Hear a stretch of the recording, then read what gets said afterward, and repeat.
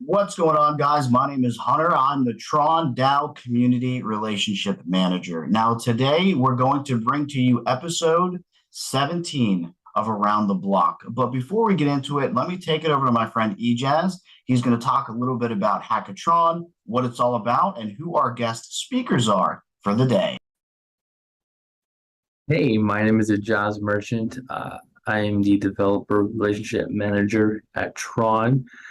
My goal is to essentially help the ecosystem grow, bringing developers in, supporting developers we already have on the ecosystem, as well as assist any way I possibly can with the hackathon. Currently, we are in season 3 of the hackathon. Last season, season 2, was summer of 2022. Currently, 2022 season 3 is happening, and we've actually expanded our tracks.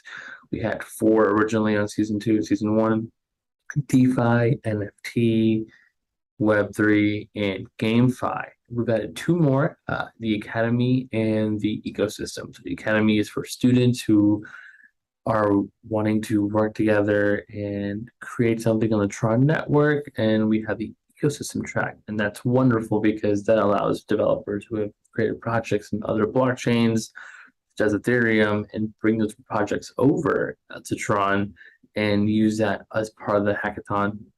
And we've actually upped the ante. So season 2 had $1 million in total prizes. Season 3 has 1.2. As we keep developing and keep building these projects, we're helping the ecosystem. And our goal for decentralizing the web is getting closer and closer. Thank you. And I'm excited to announce Score Milk. They are a great GameFi company. We're excited to work with them. We're excited to be a part of our community. We're excited for them to be part of our community, kind of working together.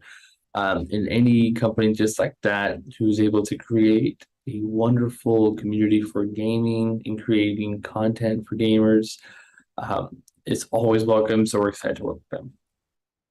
Thanks for that, Ejaz. That was absolutely fantastic.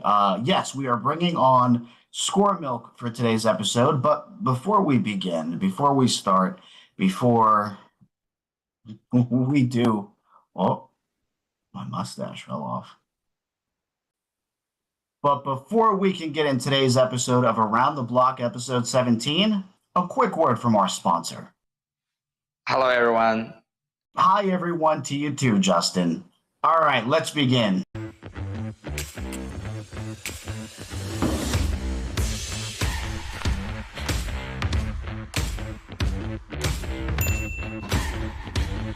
Let's talk about Score Milk. We are a team of individuals, including AAA game developers, designers, and project managers that are building a gaming and guild platform to bring all traditional games to the Web 3.0 space. Pretty cool if you ask me. NFTs, GameFi, game developers tools, freaking awesome stuff. Hey, but that's not all.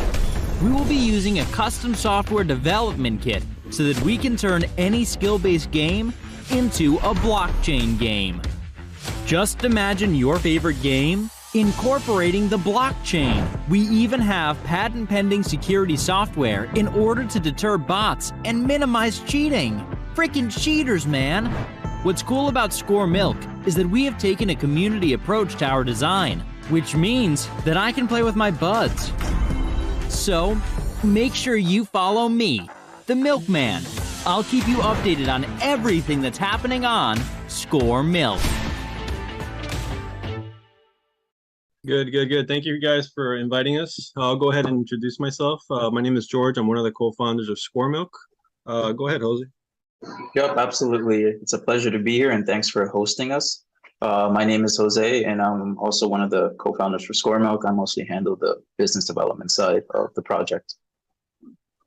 Thank you for the introductions. One thing that I really wanted to ask, because you guys are doing something that's super exciting and super interesting in the entire blockchain ecosystem and definitely on Tron.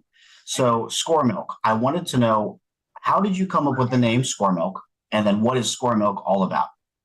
Okay, so Score Milk I give credit to Eder for that. Eder used to own a marketing agency.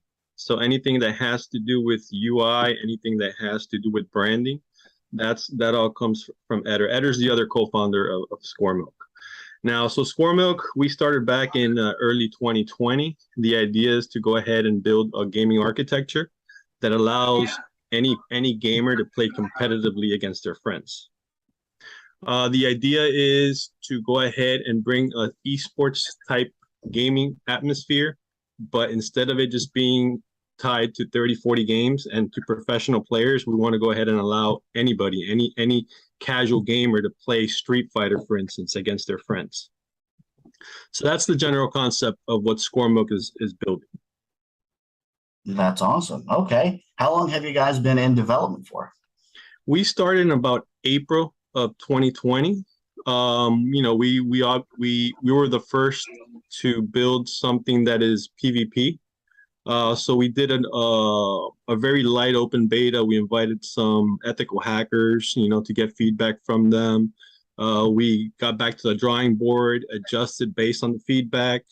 And that's where we're at today. We decided to build a community centric. We feel that in order to get a PvP platform that is that has a good business model, it's very important to start off with communities. And that's one of the main reasons why our number one priority right now is to go ahead and onboard communities, which Jose is leading that effort. Yeah, Jose, I mean, if you wanted to lead on to real quick, what would that effort look like for building onto the community for Score Milk? Yep, absolutely. Pretty much as George mentioned, we have that community gaming approach. So what we're doing now is reaching out to all sorts of communities of different sizes, currently primarily NFT communities, reaching out to them due to the fact that when we partner with the community, there's synergy on both sides. Score Milk wins, the community wins, because we do have that revenue sharing model that allows these community leaders to actually monetize their community in a great way, in a fun way that provides utility for their members, where they're actually playing all these fun games with their friends, with their community members. So that's pretty much how the effort looks like. That's pretty much our current onboarding strategy for Score Milk. Hey, this is Eder here at Score Milk. I'm going to give you a quick update as to what we've been up to in the last 3 months at Score Milk. Now, we launched betas along the way. One of the big issues we had early on is understanding that people that are being incentivized with tokens to play, they're gonna find ways to cheat. So we came up with some incredible security solutions, but we learned that the best way to keep the platform secure in this single feature makes Score Milk different than anything else out there. We created a concept called community. This feature is currently ready. We're already in conversation with 600 communities, and every day we're onboarding more and more communities. These early communities are being incentivized. They are going to be the ones that will be beta testers. Anyone who connects to Score Milk as a player, they can join any community they want. So now you can create communities, you can moderate communities, you can create player accounts, you can join as a player, play inside these communities. Anytime you select a community, you can chat with other people in those communities. And the second, which we consider is more important, is a community aspect. Because the way that we're setting up the system is that communities will take on that challenge of moderating. Why? Because it's in their best interest, right? If you have a large community of 20,000 players, you want to make sure that that gameplay is healthy. So if somebody gets reported for cheating, they'll get kicked out of the community. So that's why we're focusing communities. It's all about communities. We got to make sure that the communities are rewarded, for that role that they play. Yep, it's like an incentive. It's like an incentive model to make sure that there aren't any cheaters on the platform. Because if there are cheaters, it could discourage players onto a different community. So each community leader has built-in incentives to maximize their own revenue and to maximize the amount of fairness within their own community when it comes to gaming on Score Milk. I really love that idea of you guys creating those incentives both in code and with the community. And I imagine when people in the communities hear about that, they get pretty excited because they find incentive. What have you guys heard so far from the communities that's kind of almost validated your hypothesis here? Yep, absolutely. Pretty much what I get a lot from the communities is how great the platform looks from a graphics perspective. And then also the fact that they're able to monetize the community that they built, because a lot of communities are struggling with how do we monetize our community? How do we provide this utility to our members? So Score Milk allows them to do both. And then it also, another thing that we've also seen from them is that they're happy that it kind of fosters more of that community integration, where each community member is building a relationship with their fellow community member when they're able to play a game on Score Milk. That's amazing. Community definitely really is everything, and at least especially to me, I mean, because I'm the community relationship manager, so I know like how important it is to have a happy community, everybody on board, and everything going smooth and well. One thing you mentioned earlier, George, was PvP, and I really wanted to ask, or maybe touch on that just a little bit more, because a lot of gamers specifically love to do games that are player versus player and love to compete. How would that look on the blockchain? How would it look on Tron? What makes it so exciting? And how would a player who is, let's say, doing a PvP match benefit from the game being on Tron?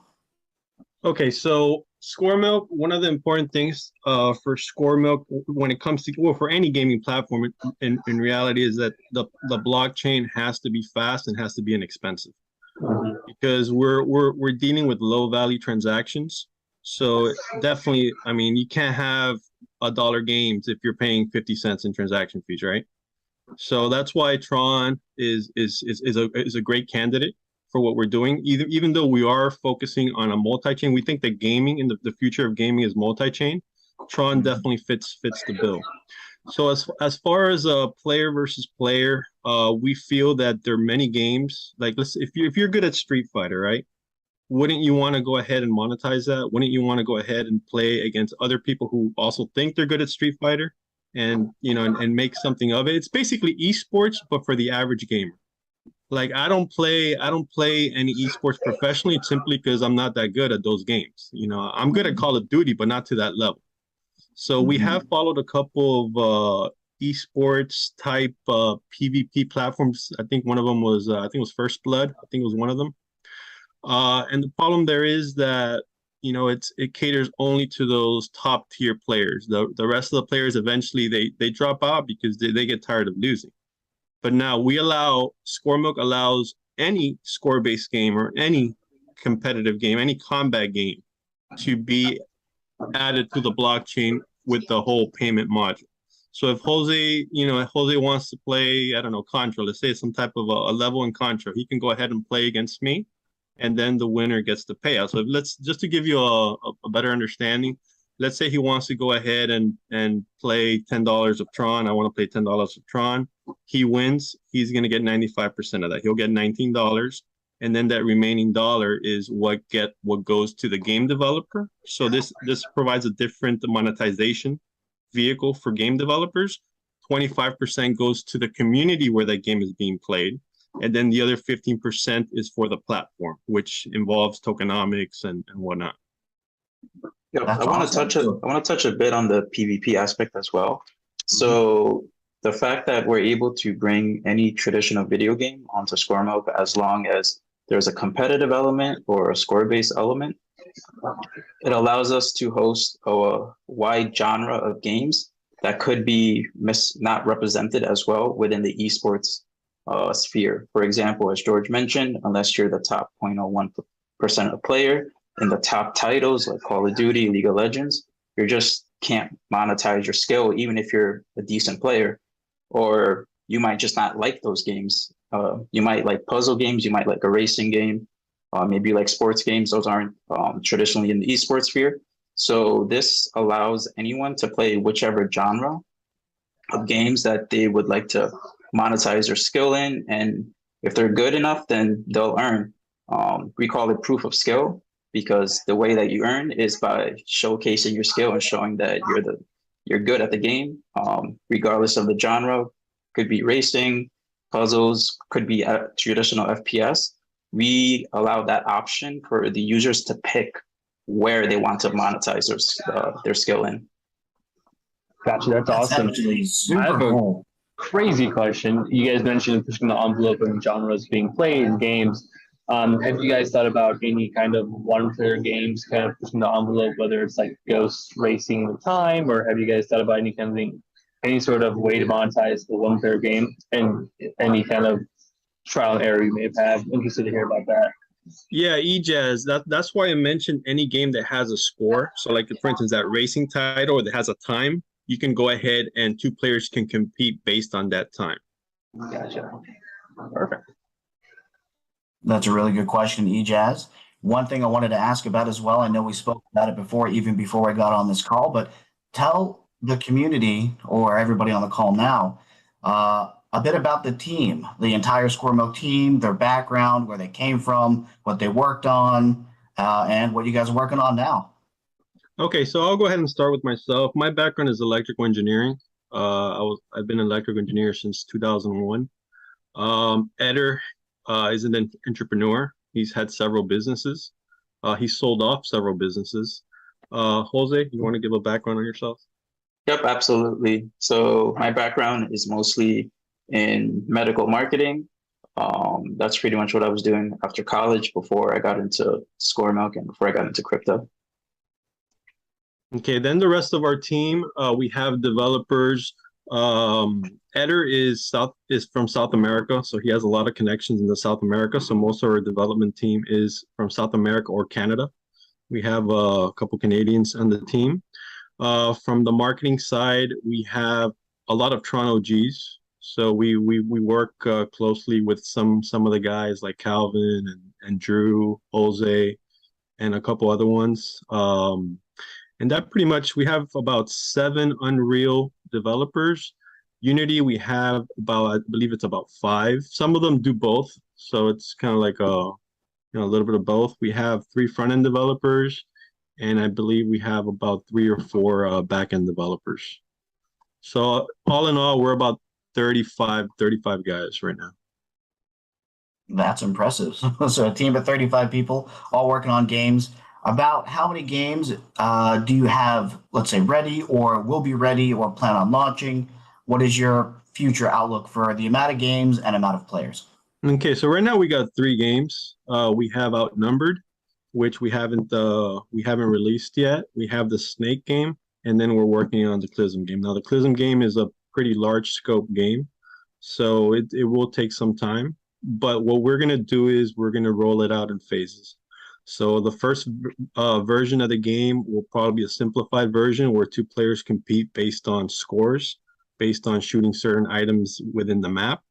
And then from there, we'll progress to player versus player, and then 2 players versus 2 players, and so forth. Now, the phases for Score Milk, we're initially going to start off with online games, with WebGL games, and then we'll go ahead, and the next phase will be games from the App Store, and then the third phase will be larger titles like Clism, which is a heavier game that will probably require a download. Can you tell us more about that last game that you just said? So Clism is what it's called. What's it about? Okay, so Clism is a Valorant style game. It's a survival shooter game. It's going to have 10,000 characters. Each character is represented by an NFT. Now, the characters, they are immersive or interactive, where when you see them on OpenSea, you can actually jump, you could shoot, you could do a death taunt, and so forth. The way that we're going to go ahead, once these characters are ready, we have a couple incentives for the community, which, Jose, you can go ahead and talk about player OP and the access pass just briefly. So that way Hunter and EJazz become familiar with what we're doing. Yep, absolutely. So we're currently offering 2 things for our community partners. The first one is player OP status. And what that is, it's essentially like an OG reward for all of our early community partners, all of our early members that are supporting Score Milk from the very beginning. And it pretty much comes with perks on the Score Milk platform. I would say the biggest perk is having access to our private beta. That's only going to be available for player OPs and for early community partners.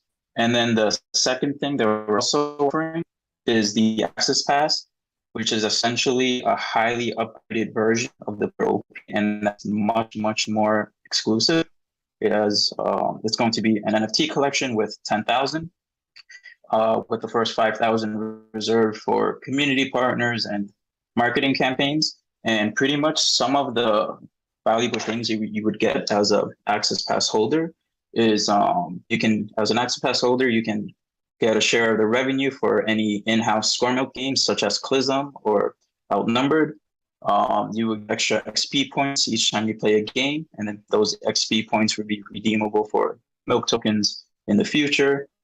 Things like exclusive skins and swag, additional missions on the platform, and so much more. So those are the two big things that we're offering for our early communities and our early partners. I have a question for you guys. Really curious. There's been some games that have already come out in the crypto space. Where do you see improvements happening? Okay, I'll go ahead and take this one. I think that in the first wave of games, there was too much of an emphasis on Web3, and it somewhat ignored the Web2 gamers. There's very few Web2 gamers that I know that, you know, when they hear NFTs, they just want to stay away from it. I think it's going to be very important for gaming projects to focus on these Web2 gamers. And how do you do that?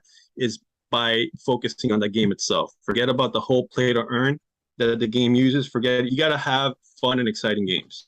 So Score Milk wants to bring those Street Fighter games, those addictive, challenging, you know, hey, let's go ahead, I can beat you, no, you can't, that type of game. By bringing those type of games and forgetting about the whole Web3 at first, we get these Web2 gamers, the real gamers, to come on board and play. Now, once you have those gamers, the next step is how do you go ahead and introduce a Web3? Well, one way that Score Milk wants to do it is we want to go ahead and allow players to play for free. Now, after X amount of games, we can go ahead and generate a code, which this code, you know, it can be redeemed for something. Now, at some point, players at first may not redeem it because, you know, they just want to play fun games, right? But as more of these codes accrue, right, at some point they're going to be like, hey, you know, this value is growing. Let me go ahead and convert these for tokens. And then at that point, you can go ahead and introduce these gamers to what is a token, what is an NFT, what are the benefits of having an NFT, what is this NFT going to get me? I think that's one of the things that the first wave of crypto games lacked. They focused too much on play to earn. I think we got to focus on game. We got to focus on what gamers want, which is fun and exciting games. To add a little bit on that, something that is overlooked often is that in the Web3 space, in terms from a gaming perspective, less than 1% of gamers are Web3 gamers. 99% of the gaming market is in Web2, and it's still in Web2. So by focusing on these Web2 elements and then adding Web3 elements afterwards, with the Web3 elements not being the main focus, it gives an opportunity to onboard those 99% of the gaming market onto Web3 itself. I mean, there's a lot of ways that you can make money in crypto, but having something like Axie where it's play to earn it's pretty entertaining. I think the key is you got to go ahead and have that aspect, but you cannot forget about the fun, the exciting aspect that games are supposed to bring. Because at some point, you know, you're going to lose that gamer, right? You know, and we want to build something where people come to play because they enjoy playing, not because they just want to earn money, right? Because correct. That's really do have to focus on the game itself. And they said that even on stage when I was at that event and all the different crypto events, every time I sit in on a conference and there's a fancy speaker on stage from some big company, they're always saying, focus on the user, focus on the entertainment, focus on making a good game first, and everything else will come separate. So whether it be like the revenue or anything, just focus on the game, make the game fun, make it enjoyable, make people just want to play it just because it's a good game, and everything else will fall into place. Yeah, I agree with that. I think also what's really huge and what I'm hearing from everyone in this group is that, you know, for a game to be fun to play, the community has to be involved. The community has to really like it. What kind of incentives or what kind of ways you see the community kind of help building a game? And I mean, in my mind, I think one of the coolest ideas ever would be having a community game being built by the community itself with feedback. But do you at Square Milk see any benefit of having the community involved in that process? Jose, you want to answer that one? Yep, absolutely. So we are open if to communities launching their games on ScoreMilk. I've actually had a few communities that we've been talking to that we've onboarded saying, hey, we're actually planning to create a game sometime in the future. Would it be something that we can have on ScoreMilk? Of course, there is an approval process that does come with that, but as long as the game fits what we want at ScoreMilk and it's a high quality game, we would love to have communities building on top of ScoreMilk itself as well. Yeah, Ejaz, one thing that I want to be clear on, ScoreMilk, even though we do have game developers, we have both Unreal and Unity game developers, our primary focus is building a gaming architecture. We want to build a platform where game developers can go ahead and onboard onto ScoreMilk and introduce their games to all the communities that are on ScoreMilk. Now, will we be creating our own games? Yes. I mean, we have the game developer there, so we will have, our own exclusive titles. But the goal is to have most of our games on ScoreMilk are going to be from third parties. I think that's pretty important because then people can then be part of the community and have that ownership involved with, hey, my game's on there and I want to be a part of the community and help grow that community. And who knows in 5 years where you'll be, because you'll have, you can have potential ideas. You could be the Steam of the Web3 platform. You could be something else entirely just because you have the community having that ownership. I think it's really cool. Yeah, two of the things for ScoreMilk that are very important is having the social aspect. So think of what you can do on Discord, but now you can do on ScoreMilk. That whole social aspect, I think, is going to be critical for a successful gaming platform. And then having the communities, where people play against people that they trust. I think that's going to be very important. And that's why one of our biggest priorities is getting these early, strong communities on board. Getting, imagine a Twitch influencer, right? He has 20,000, 30,000 followers that are all into gaming. Imagine if you can cultivate that community on ScoreMilk. And that's why we're incentivizing these communities. These communities, the whole idea is you come to ScoreMilk, you go ahead and you build a healthy community, and we're going to go ahead and reward you for that. That's awesome. You guys are definitely up to some pretty cool and very big things. And I really do like how you're focused on the community and making exciting, fun games for everybody. If somebody now, I know you said that you said 3 games, right? Like that could be played at the moment. So how is it that people access those games? Is it squiremilk.io? Do you have an app? What is it that you guys have? How can people get involved now? Okay, so right now we haven't released the games yet. Right now it's going to be a closed beta. So one of the things in order to get access to that closed beta is to join our Discord and to get the player OP status, which is what Jose already mentioned. With that player OP status, you'll get access to the closed beta. It'll be a gradual, we'll go ahead and invite, let's say 10% of the guys that are the people that are on standby, and then keep opening it, keep making adjustments, getting feedback. So that, like you said, community is very important. If the community feels that a certain feature should be removed or should be added, then we'll take the feedback at that point, and then our developers will get to it.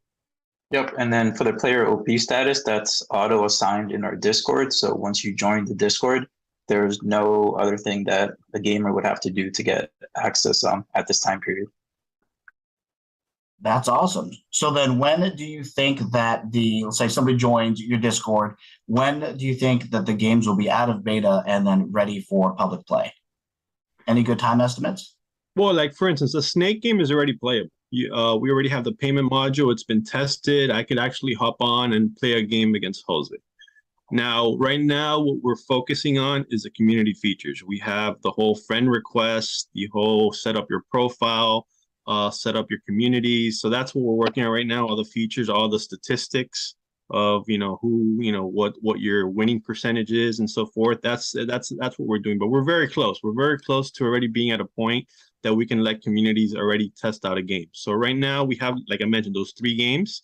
2 of them are already built. The third one is the Clism game, which it will take a little bit longer. I'd estimate maybe 4 to 6 months.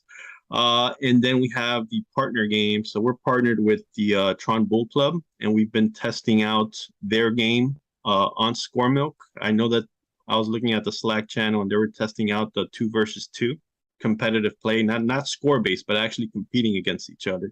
So that's been in the test phase. We've been working with their team and seeing what can be improved. And the whole idea is we build the SDK, we give it to them. Since we have a good relationship with them, we give it to them and see if they can figure it out on their own. Because the whole idea is we want to give a third party the SDK, and they need, within 15 minutes, the idea is get the game integrated. So that's what we're doing as a test. We're giving it to the Tron Bull team. Here, go ahead and let's see how it goes, and then we'll make adjustments from there. That's awesome. And then I guess I just have one last quick question from me, and then Ijaz, if you have another one. But I'm curious about, you see how a lot of things are moving towards AR and VR gaming. Does ScoreMilk have any plans in the future to create a virtual reality game or experience, or maybe an augmented reality game where you can do the play to earn or play to win, or however it is, or the proof of skill with like augmented reality, like in your home, or a virtual reality game? Okay, yeah, Hunter, I know you're very into augmented reality. Right now, we're going to go step by step. The first thing is going to be web games, WebGL games. I think that opens up the door to thousands of games. So then from there, we'll take it another step further and work with, for instance, the App Store games. And then from there will be downloadable games. But we want to take everything, we want to be laser focused on what our goal is. And our immediate goal right now is WebGL games. Because once we get the WebGL games, that's millions of users. I mean, there's so many. Oh yeah. It's a big market. We don't want to deviate from, I know sometimes when you're building a project, you try to do too many things. We want to make sure that we don't do that. We know exactly what we want to accomplish, and we're heading in that direction. That's a perfect answer. Thank you, George. Ijaz, any final questions for the ScoreMilk team? Well, I mean, this was a great conversation. It's a pleasure to talk to you guys both here on Zoom. If you guys want to send us any links to everything that we can put at the end of the show, send that over, and we'll make sure the community can grow and go from there. But if you have any final remarks, please go ahead. Okay, first off, I want to thank Ijaz and Hunter. I want to thank you guys for inviting us. I think this was definitely a great conversation. I look forward to many more. I've been talking to Hunter quite a bit over the last couple of days. We will go ahead and send you some content that we're currently producing. Any screenshots, we'll send you whatever we have. And I look forward to growing our relationship. That will be perfect. Thank you so much, George, Jose, Ijaz, for hopping on this call. And then myself, Hunter, Community Relationship Manager for Tron DAO. Thank you guys so much for hopping on. This is episode 17 of Around the Block.